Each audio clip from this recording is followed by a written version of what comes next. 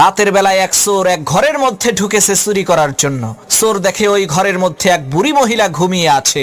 এখন চোরের নড়াচড়ার খসখসানি শব্দ শুনে হঠাৎ করে সেই বুড়ি মহিলার ঘুম ভেঙে গেল।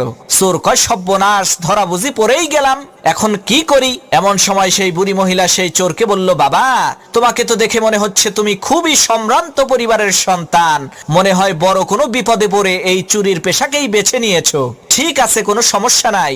এই যে দেখো, আলমারির 3 নম্বর বাক্সের মধ্যে 5 ভরি স্বর্ণ আর 70,000 টাকা আছে, এগুলো তুমি নিয়ে যাও। আমি বাঁচবই আর কয়দিন, এত টাকা পয়সা দিয়ে আমি করবোটা কি? আর বাবা, তুমি যাওয়ার আগে আমার কাছে এসে একটু বসো। আমি একটু আগেই একটা আশ্চর্য ধরনের স্বপ্ন দেখেছি। এই স্বপ্নের মানেটা আমি বুঝতে পারছি না, তুমি একটু বলো তো এই স্বপ্নের মানেটা কি? চোর মনে মনে কয়, আল্লাহ, সব বাড়ির মানুষেরা যদি এই বুড়ির মতো বড় দিলের অধিকারী হইতো, তাহলে তো আমার আর কোনো চিন্তাই থাকতো না। এদিকে সেই বুড়ি